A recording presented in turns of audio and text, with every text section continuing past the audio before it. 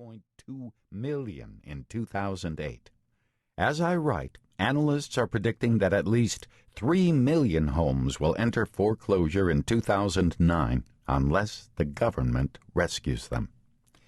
Between collapsing home prices and collapsing stock prices, the United States has lost about $12 trillion in wealth over the past 2 years. It is tempting to dismiss that figure as paper losses, but it amounts to a gigantic hole in the nation's balance sheet that will take years to repair.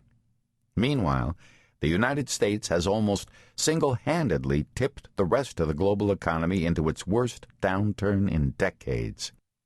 This book describes in gory detail how I got it wrong and the personal nightmare that followed.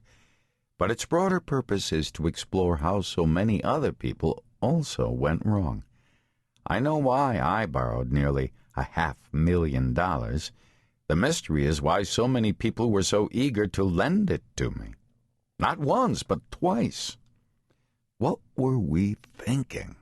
How hard was it to understand the risks we were taking? Didn't we learn anything from the speculative bubble and bust of dot-com stocks in 2000? I decided to explore that question by learning about the people who helped deliver the money to my door. The mortgage brokers and real estate appraisers, the lenders and the Wall Street securitizers, the credit rating agencies who blessed the deals, and the institutional investors who paid top dollar for a piece of the action.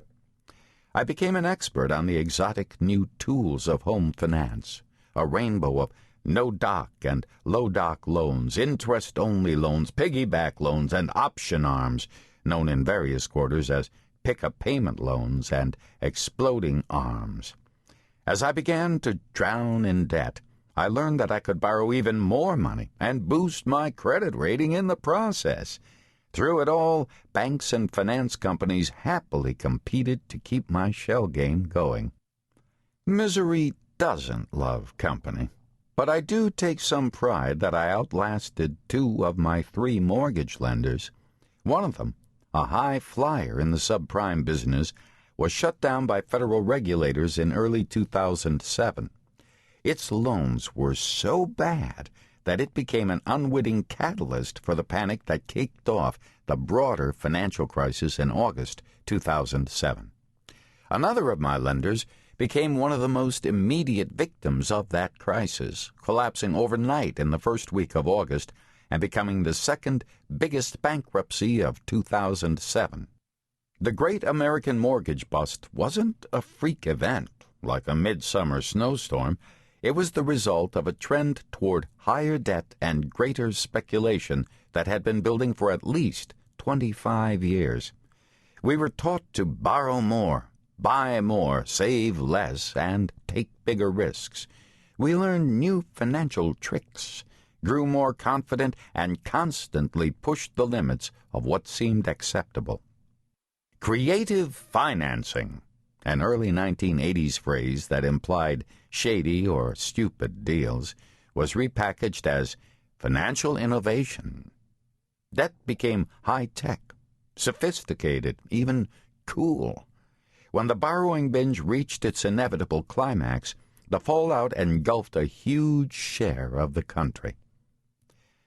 I am not a victim because I knew full well I was taking a huge gamble. My hunch is that a large share of the people who are now in trouble knew in their gut they were taking unreasonable risks too. Adults who buy homes have to take responsibility for their decisions. That said, this crisis would not have been possible without breathtaking cynicism on the part of the brainiest people and biggest institutions in American finance. For all the baffling complexities at work, collateralized debt obligations, conduits, and computer-run risk models, this is a fairly simple story about how a lot of really smart people embraced and proselytized for a lot of inexcusable hogwash. This crisis wasn't an accident. We didn't get unlucky, said David Einhorn, director of Greenlight Capital, a New York City hedge fund, in a speech.